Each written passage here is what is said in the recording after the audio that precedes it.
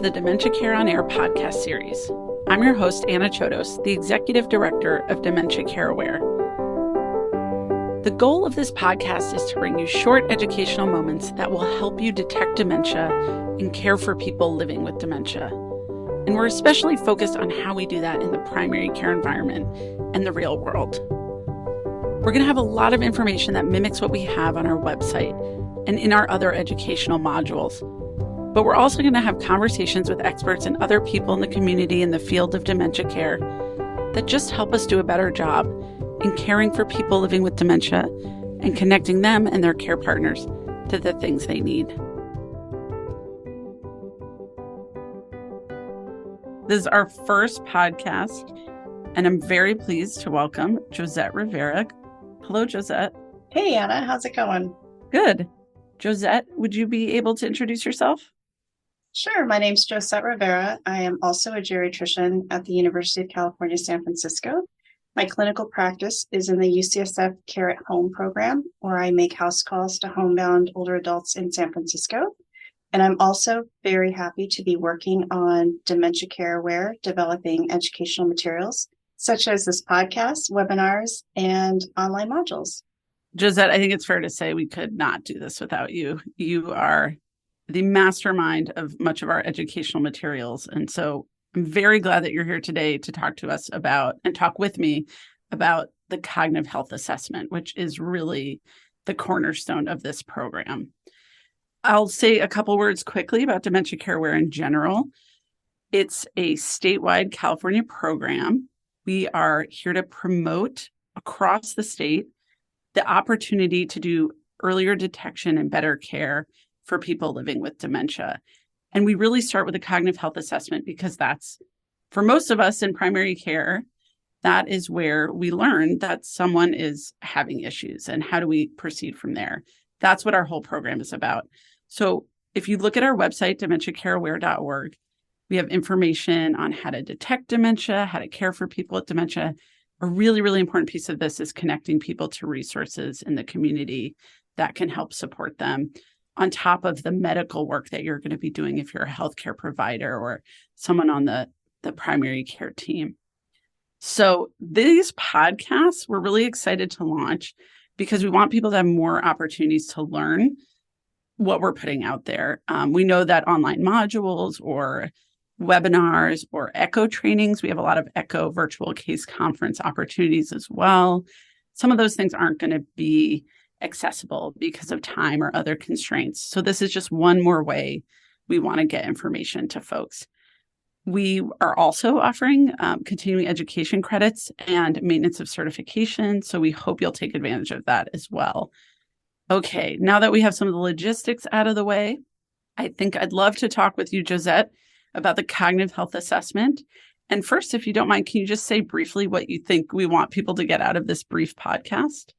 I think we would love for people to learn about what the cognitive health assessment is, why busy primary care providers should make time to do it, and then, and I think that's mainly it, just introducing it, giving familiarity, and really making a case for why to do it.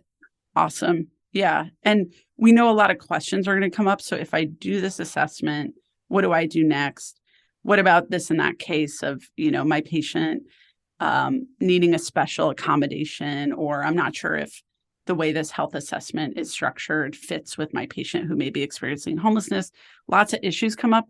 We know about all those, and we have additional materials, and we're going to have more podcasts on that information and the sort of the nooks and crannies of this issue.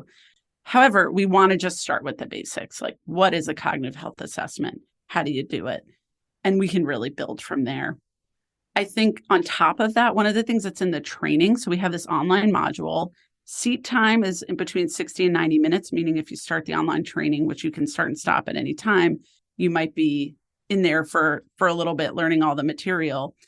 This is obviously a lot shorter, but I just want to briefly mention some of the stuff that's in there because it gives good background. The first is really, what is dementia? We sort of need to know what dementia is to know why we're structuring the cognitive health assessment in a certain way and why we're looking for the things we're looking for. The thing we mentioned in the training is that dementia is a syndrome, and it's a syndrome of progressive cognitive decline and progressive functional decline that you've ruled out other medical and psychiatric causes. It's in the DSM. That's how we get the diagnosis. And that's not the same thing as what's causing it. So we know we need to do next steps evaluation if we suspect that this person has dementia syndrome. They're meeting these criteria of progressive cognitive decline and progressive functional decline. But the diseases that cause them are many. We sort of talk about it as a bucket, right? Dementia is a bucket. It's a label on that bucket that says this person fits in here because they have these declines. But what's actually causing it is a whole other step, really, and a whole other process. The most common cause is Alzheimer's disease. Next most common is vascular disease. And after that, some things that seem uncommon because maybe we don't see them that much, but are in the population as common as 10 to 20%. Things like dementia with Lewy bodies, frontal temporal dementia. So just trying to keep in mind that someone may have dementia syndrome. And then as we go along, we're going to kind of try to help guide you as to how you would figure out, if you can figure out what might be causing it and how to triangulate that information. But often we can be more comfortable labeling people with dementia because we can identify that syndrome than we think a lot of primary care teams and providers feel comfortable doing right now. Because in fairness, this is a really complicated area. The brain is complicated. The symptoms are often complicated. And so I think that's another big goal of our program, and things like introducing the cognitive health assessment, which is trying to simplify things a little bit and just stay grounded in the fact that we're looking for these evidence of cognitive decline and functional decline. And there we can build a diagnosis, at least, of dementia syndrome. So where would you say the cognitive health assessment fits into this entire process you've outlined? Like, where does that start in this detecting dementia or detecting cognitive decline? How would you situate the cognitive health assessment in this entire process? Because it sounds like it's a process. Thank you, Josette. Always bringing me back to earth. Yes, the cognitive health assessment is that first step. We are recommending the cognitive health assessment as an annual screen, basically.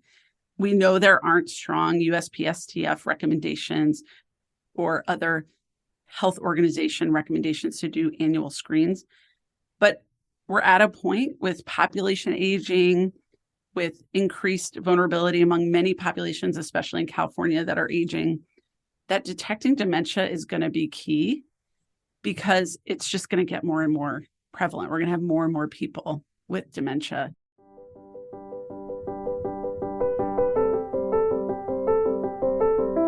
Well, I guess we're at the point where we could start talking about what is in the cognitive health assessment. So, Josette, what is the cognitive health assessment? It's 3 parts, and these are not in sequential order. One is take a brief patient history. Another is use a screening tool. And we advocate using a screening tool for both cognitive and functional status. And finally, documenting a care partner or lack thereof.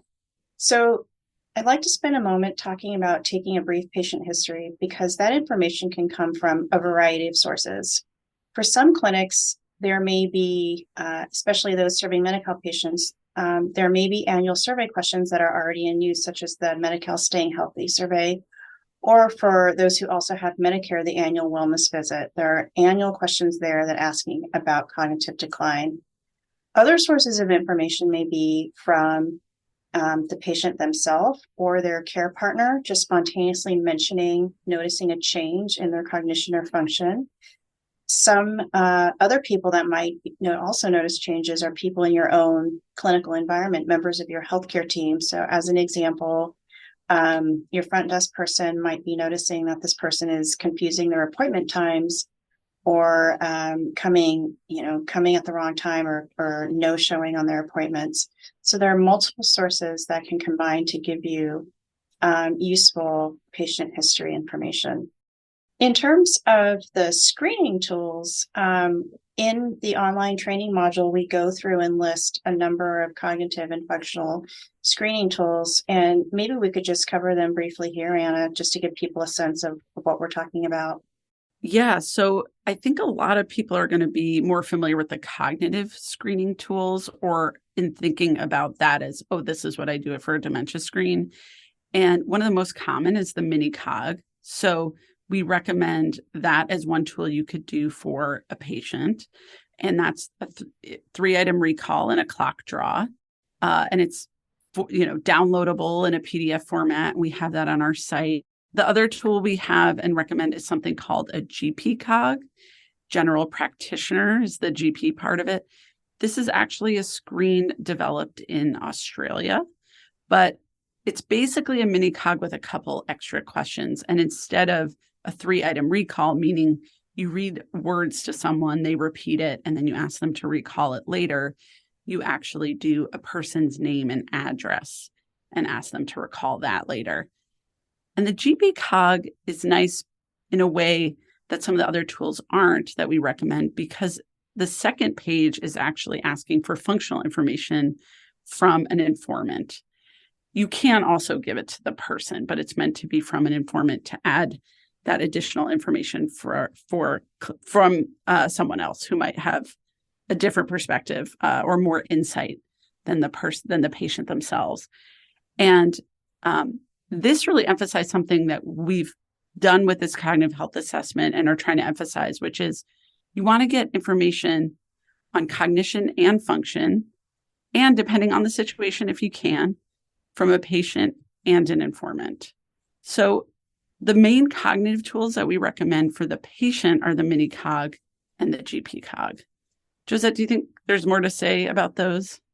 No, I think you've covered it nicely. And I guess one thing I would add about all of the tools that we are recommending for use is that we are recommending them because they've been validated in primary care settings. They're free to use. They're easily accessible online, as well as in our training modules on our website. And each of them take less than 5 minutes. And they come in multiple languages for the most part. Good point. Yes. The other option too, though, is we give options for tools that you can give an informant. So if someone comes with the person, they could be doing a survey while you're doing other things with the patient. And the 2 items there are the 88, AD-8, and the short IQ code. Those are the surveys that you can give to an informant to give you information about the patient's cognition. So I think some clinics that we've talked to have been really interested in doing that because it's a little bit of a time saver if they can give a survey to an informant. So then there's the other piece of the tools, which is how do we assess function and screen for functional decline? For the patient, we really are recommending something pretty simple, which is an ADL, activities of daily living, an IADL, instrumental activities of daily living checklist.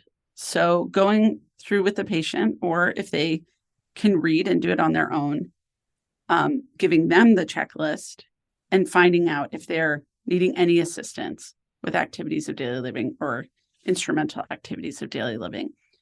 And I'm sure many of you know this, but if you don't know what those are, instrumental activities of daily living are things that most of us need to be independent in the community, like shopping, doing bills, and doing higher level activities, I would say, like house cleaning, preparing food. The ADLs are more basic activities of daily living, like dressing and bathing and transferring. The other thing you could do, though, is have the informant give you information about their function. And as I already mentioned, the GP cog has that second page where an informant would give you some brief information about the patient's function. And then we have another survey that you could give an informant that's just asking about function. It's called the FAQ.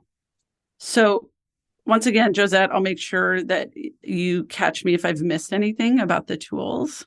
No, I think you've covered it well, which I think brings us to the final part, the third part, which is the care partner.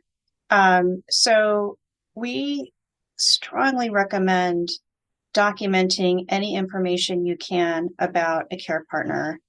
And by care partner, I mean anyone who knows the person well enough to be able to describe or notice or report any changes, if there are any, in their cognition or their functional status.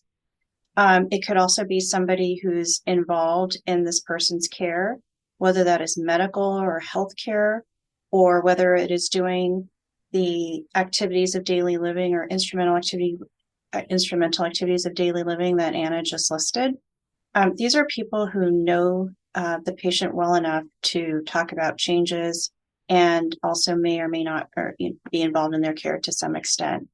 And I will also add on to this a healthcare agent. So a healthcare agent is a legal designation of someone who has legal authority to make decisions on a person's behalf if they cannot make decisions for themselves. It's a very important thing. Many people do not have one, but in this cognitive health assessment, we are strongly recommending that you document the contact information and name of the person's care partner and their healthcare agent if they have one. They may be the same or they may be different people, or the person may not have any kind of care partner or healthcare agent. And regardless, it's important to acknowledge and document that, because that absolutely will play a role later on down the line in terms of assessing needs and connecting people with resources. Josette, that was perfect. I think that was really nice the way you said that, and pointed out why we're asking people to check in about who's a care partner, caregiver.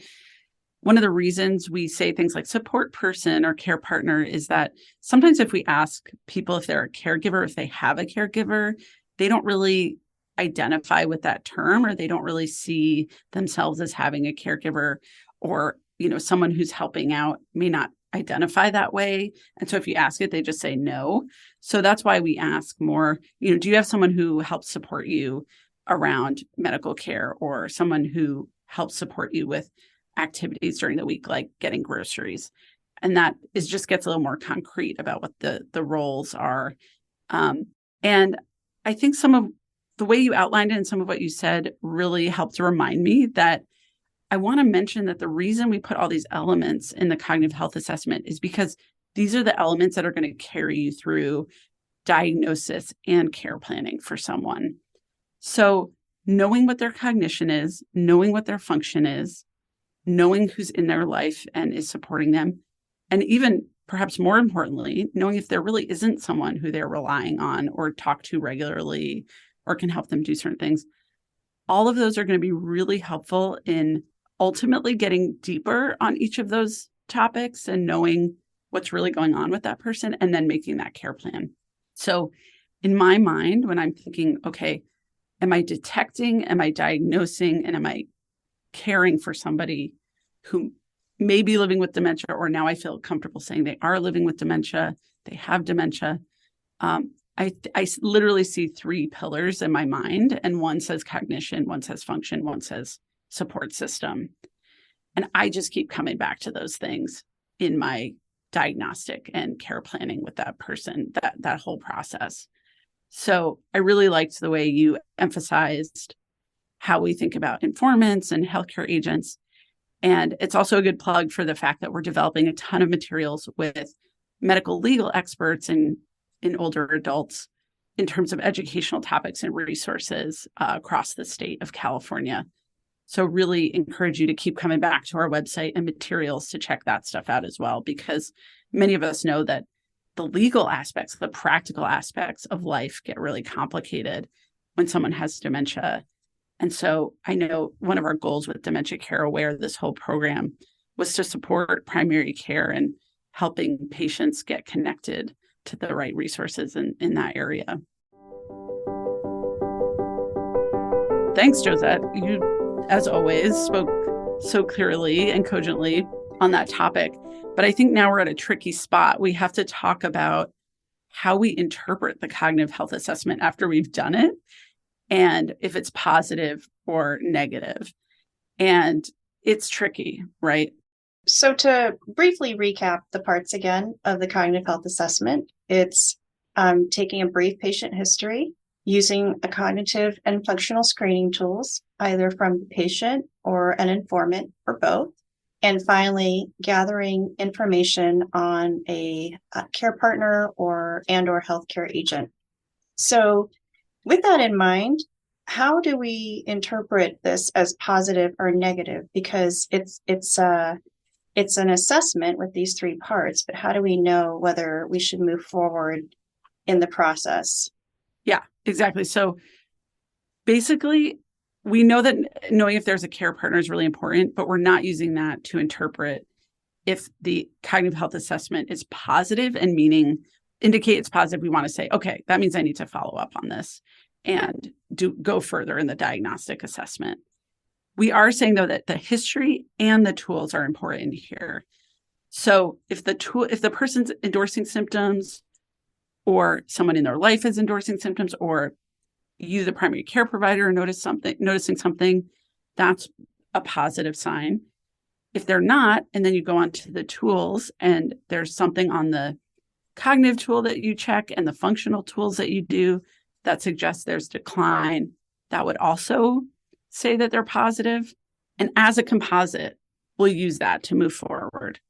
So one thing you and I have discussed a lot, Josette, is what happens if someone endorses symptoms. Okay, I'm forgetting stuff, I'm losing stuff. Or you're noticing that they're having a really, really hard time with medication management and they didn't before. And then you do the tools and they're normal or sort of borderline normal. So like if you just did the tools themselves, you wouldn't have said, okay, that person has a positive CHA. We're recommending that you would still proceed to next level diagnostic evaluation because something's going on. And with the next steps in the evaluation, you can feel a little more comfortable that you've looked at everything and can say, okay, I really know more about how they're doing and where they're at and what the right next steps are. Often the next steps in the diagnostic evaluation are not urgent. We can piece these out over time, and that's what we're really going to talk about in all the modules and podcasts and webinars on next steps in evaluation.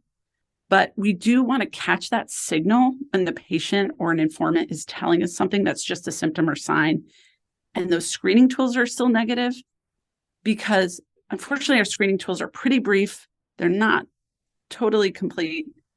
And a lot of our patients, especially from different educational backgrounds, cultures, may not show up on certain tools, but symptomatically they're showing us something or they're telling us something.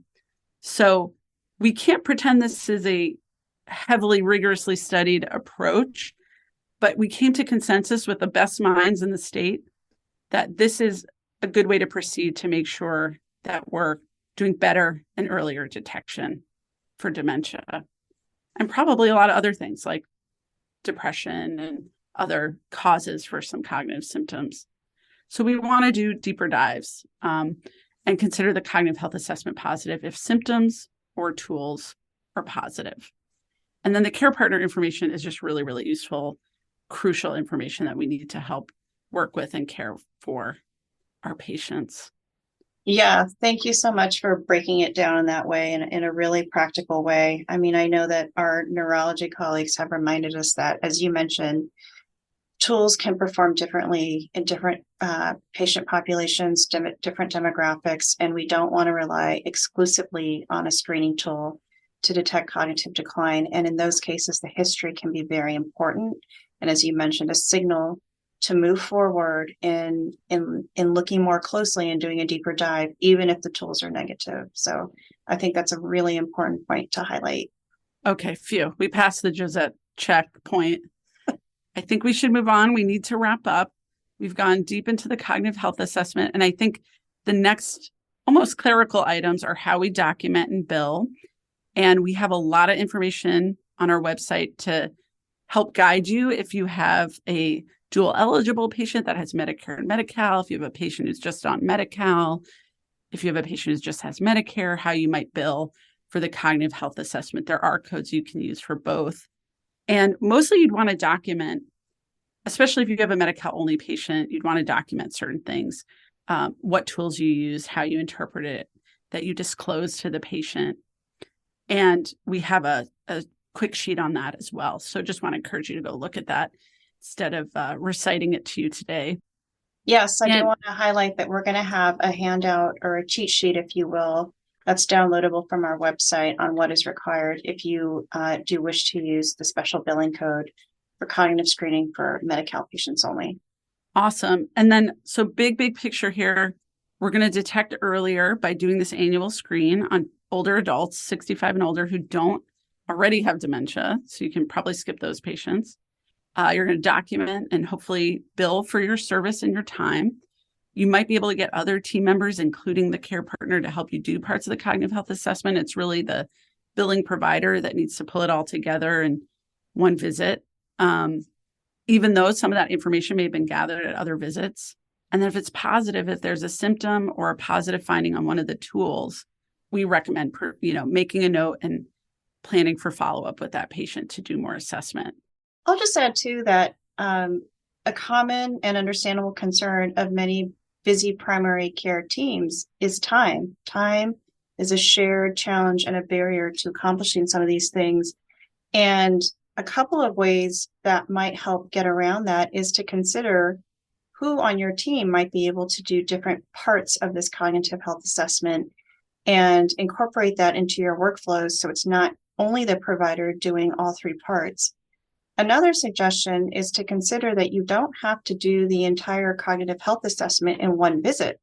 You can do different pieces spread across visits. And then if you are using the billing code, bill that code when you document the provider's interpretation of the cognitive screen. So whenever that happens is when you can bill for that. Just a couple of quick suggestions on how you might actually do this in real life.